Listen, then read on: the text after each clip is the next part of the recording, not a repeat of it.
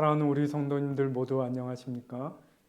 제가 이 영상을 녹화하고 있는 5월 말 저희는 현재 예레미야서를 읽어가고 있고 또 만약에 순서대로 이제 성경을 통독해 가셔서 이 디도서와 빌레몬서를 보신다면 거의 성경 통독을 마무리해 가는 그 시점이 되겠습니다. 우리가 함께 마음을 모아 시작한 영암교회 365 성경 통독 끝까지 잘 이어가시기를 바랍니다. 오늘은 저와 함께 디도서와 빌레몬서에 대해서 살펴보시겠습니다. 먼저 디도서입니다. 우리 디도서를 가리켜 목회서신이라고 하죠. 이 이야기는 이 목회서신이라는 구분은 파울 안톤이라는 독일의 성서 신학자가 디모데 전후서와 디도서를 가리켜 이름 붙인 것입니다. 실제로 사역자인 목회자인 디모데 그리고 디도의 이름이 붙여진 제목이죠. 사도 바울은 이 서신들에서 디모데와 디도에게 교회를 지도하는 데 요구되는 목회 지침을 제시했습니다. 그리고 이 기록 시기에 있어서 이 서신들은 아마도 바울이 처음 로마에 투옥되었던 주 63년 그리고 이제 석방되고 이제 다시 그 로마에 투옥되기까지 이제 그리고 실제로 그 투옥 끝에 이제 바울은 순교를 당했죠. 67년 즈음인데요. 그 사이 한 대략 5년에 걸쳐 이 목회 서신들이 이제 기록되었을 것이다. 그렇게 이야기를 합니다. 먼저 디도서의 배경이 되는 지리, 이 지도를 한번 보시겠는데요. 여러분 그 지도의 오른편 아래쪽에 예루살렘이 보이십니까? 지금의 이 팔레스틴 이제 지역이 이 지중해 오른편에 있는 것을 볼 수 있고요. 위쪽으로 쭉 올라가서 에베소, 골로새가 보이는 것은 지금의 터키에 해당하는 지역입니다. 그리고 그 사이에 보면 데살로니가 그리고 고린도 여기는 이제 그 그리스 지역이죠. 그 사이에 이제 그 바다가 있는 것을 볼 수 있는데 이 바다가 바로 에게해입니다. 여러분 그리고 그 아래로 이제 에게해 그 남편에 있는 섬이 그레데 섬인데 현재에는 크레타 섬으로 그렇게 불리는 바로 그 섬입니다. 디도는 기독교로 개종한 이방인으로서 또 바울의 선교 동역자로서 여러 도시에 있는 기독교 공동체에서 그를 도와서 함께 사역했던 인물입니다. 그 이름이 이렇게 신약의 고린도 후서에 여러 번 그리고 갈라디아서와 디모데 후서에서도 나오는 것을 저희가 볼 수 있는데요. 이 책 디도서는 이 에게에 있는 큰 섬, 가장 큰 이 그레데 섬, 특별히 그 시대 유대인들도 이 섬에 많이 살고 있었는데요. 이 섬에 파송되었고 바울은 그런 디도에게 목회적 조언을 하기 위해 이 편지를 보냈던 것입니다. 배경을 좀 더 살펴보면 디도의 이름이 신약에 나올 때마다 그는 언제나 특정 지역 교회에 파송되어서 그 교회가 지니고 있는 문제들, 그 위기 상황들을 다루도록 요청받은 이를테면 분쟁 해결사와 같이 섬겼던 인물이었습니다. 그는 이미 고린도 교회에서 이러한 역할을 수행했었고 이제는 그레데 섬에 보내져서 동일한 그 도전적 상황에 직면해 있었습니다. 바울은 이런 어려운 인물을 다루는 방법에 있어서 개인 지도하듯이 이 디도서를 디도에게 쓰고 있습니다. 우리는 디도서의 문맥 안에서 이 교회가 그레데 교회가 직면한 문제를 짐작해 볼 수 있습니다. 예를 들어서 바울은 디도에게 지도자를 찾아보라고 하면서 그 지도자에게 요구되는 자질에 대해서 언급하였는데 디도서 1장 7절을 보시면 급히 분내지 아니하며 술을 즐기지 아니하며 구타하지 아니하며 더러운 이득을 탐하지 아니하는 사람 중에 지도자를 찾아 세워라 이렇게 말하는 것이죠. 이것을 통해서 우리는 바울이 이러한 언급을 하는 것은 무엇을 염두에 두고 있는지, 그러니까 이런 폐해, 가 있는 것을 이미 있어서 그런 사람은 제외하고 새로운 지도자를 세울 것을 요구하고 있는 것이다. 그렇게 생각해 볼 수 있다라는 것이죠. 실제로 이 그레데 섬 출신의 시인이 한 말을 바울이 디도서 1장 12절에서 이제 인용하였는데요. 자기 동양 이 그레데인들을 가리켜 이 시인이 항상 거짓말하고 악한 짐승과 같고 배만 위하는 게으름뱅이들이다 이렇게 얘기했던 것이죠. 심지어 그 헬라인들 사이에서는 거짓말쟁이, 거짓말을 자주 하는 사람을 가리켜서 그레데인처럼 군다, 그레데인 같다 이렇게 표현하기도 했다라는 것입니다. 그러니까 이제 이 그레데 섬 사람들에게 이런 기질이 좀 비교적 공통적으로 나타났고 또 그레데 교인의 성원들 안에서도 이 똑같은 그런 기질들이 나타났겠지요. 그래서 바울이 그것을 염두에 두고 지금 이 편지를 쓰고 있다. 우리가 그렇게 생각해 볼 수 있겠습니다. 그래서 바울은 게으름과 탐식과 거짓말과 악행으로 유명한 그레데 교회를 섬기는 이 목회자 디도를 향해서 교회의 질서와 경건한 삶을 회복시킬 것을 촉구하고 있습니다. 여러분, 그리스도인은 개인으로서 잘 훈련되어 있어야 할 뿐만 아니라 한 몸, 교회, 성경에서 교회를 가리키는 비유 중에 하나이죠. 곧 교회의 일원으로서의 자질도 제대로 갖춰야 한다. 그것은 우리에게 그리스도인으로 알아야 할 진리를 배우는 어떤 지성적 훈련뿐만 아니라 우리가 그리스도인으로 성숙해 간다는 것에는 우리의 인격과 삶 그리고 시민으로서의 공적인 태도 또한 합당하게 다듬어지는 것을 포함한다는 것을 실제로 이 책에서 우리가 배울 수 있습니다. 그렇게 우리는 교회에서 다른 신자들과 더불어 평화롭게 함께 지낼 수 있어야 할 뿐만 아니라 동시대 자신이 속한 사회를 향하여서도 정말 살아있는 믿음의 본보기가 되어야 한다는 것을 이 책에서 강조하고 있습니다. 3장으로 구성된 이 디도서를 개관해 보면 1장에는 교회의 지도자에 대해서 언급합니다. 바울은 여느 때보다 긴 인사말과 서문으로 편지를 시작하면서 지도자를 세우는 과정에 대해서 먼저 얘기합니다. 그리고 그 표본으로 바울 자신의 사역을 먼저 언급한 다음에 디도에게 그런 교회 가운데 이 지도자를 세워야 할 중요한 책무가 있음을 상기시키고 디도가 세워서 훈련시킬 지도자들이 누구인지를 밝힌 다음에 뒤이어서 1장 6절에서 9절 사이에 그 지도자들에게 요구되는 자질을 열거하고 있습니다. 그리고 이어서 그러한 충성스러운 장로, 대표적인 지도자인 것이죠. 그 장로와 거짓 지도자 혹은 교사들이 어떻게 다른지를 비교해서 충분히 이해할 수 있도록 설명하고 있는 것을 저희가 볼 수 있습니다. 그레데에서 디도의 주요 책임 중 하나는 영적으로 건강한 교회를 유지하고 지속할 지도자를 세우는 것이었습니다.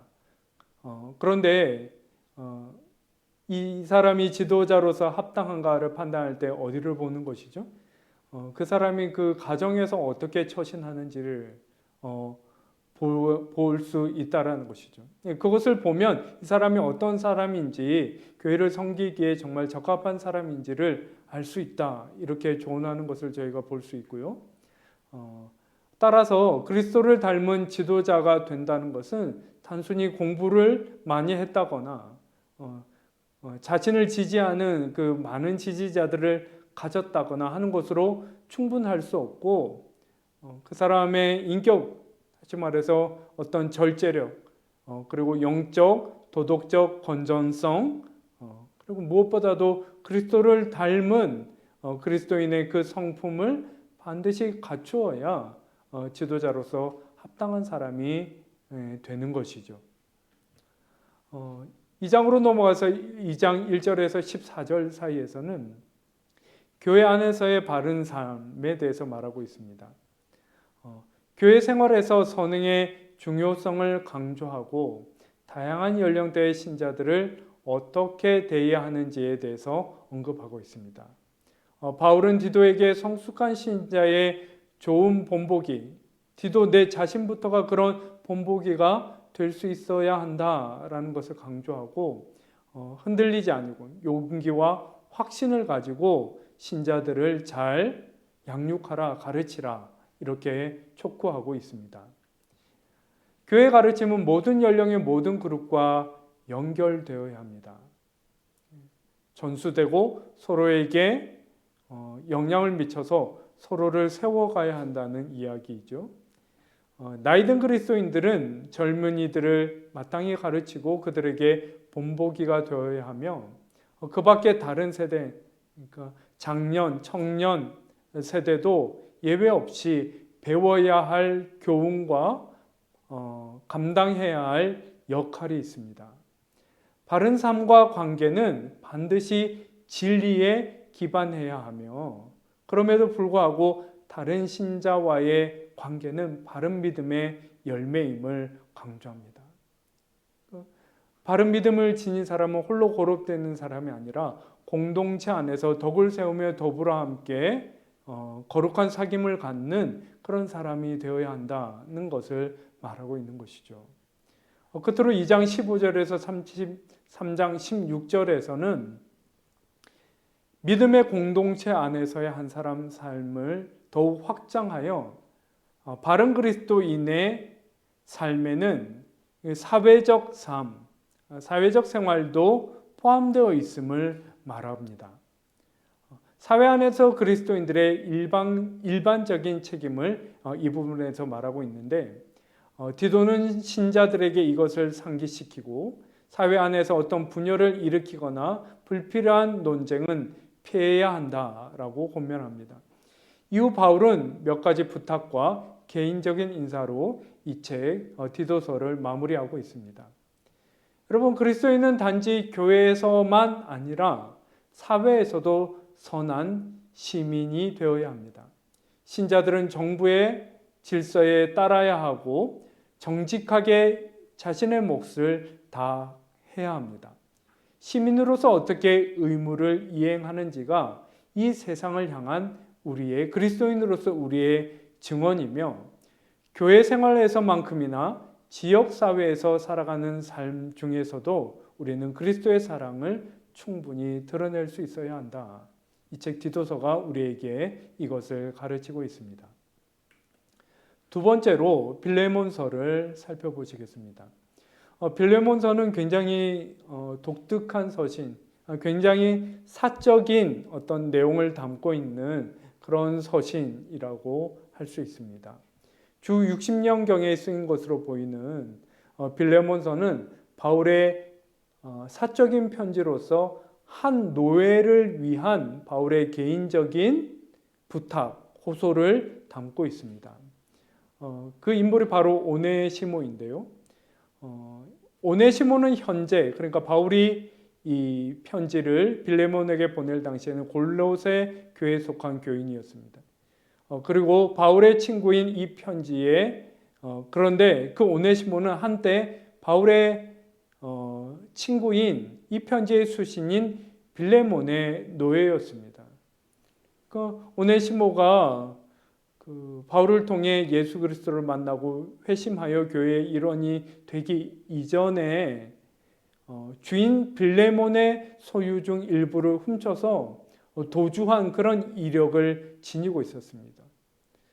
이후에 그가 로마에서 바울을 만나 회심하여 그리스도인이 되었던 것이죠. 근데 이 자초지종을 알게 된 바울이 이것을 그냥 좋게 넘어가는 것이 아니라 오네시모로 하여금 전 주인, 실제 현재의 주인이기도 한 것이죠. 사실상 빌레몬과 사이에 이 오래된 문제를 부끄러움 없이 말끔히 해소할 것을 바라며 지금 이 편지를 쓰고 있는 것입니다. 빌레몬서의 배경을 저희가 조금 생각해 볼 필요가 있겠는데요. 그 배경이 되는 1세기 세계에서 노예 제도는 아주 일반적인 상황이었습니다. 도시 민족 3분의 1 정도가 노예 신분을 지니고 있었습니다. 그리고 그 많은 노예들 중에 그리스도인들이 생겨났던 것이죠. 노예 출신으로서 그리스도인이 된 이들이 신약의 고린도전서, 골로새서, 에베소서, 디모데전서 그리고 디도서와 베드로전서에 언급되는 것을 저희가 볼 수 있습니다. 이 당시 로마 제국에서는 많은 사람이 태어나면서부터 이 노예 신분이 이제 계속해서 자녀에게로 넘어갔던 것이죠.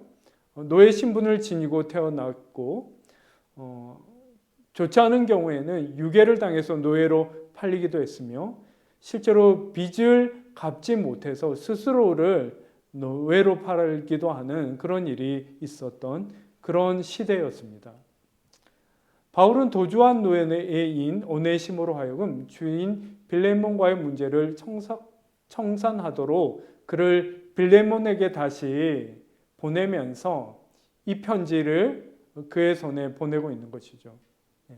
그러면서 빌레몬에게 이 오네시모를 이전의 노예가 아닌 그리스도 안에서 한 형제로 나는 당신에게 이 사람을 보냅니다. 이렇게 말합니다. 그러면서 빌레몬에게 또한 당신도 그러니 그리스도 안에서 이 오네시모를 새로운 형제로 받아들이고 이전에 그의 잘못을 용서해 달라 이렇게 이 편지에서 요청하고 있습니다.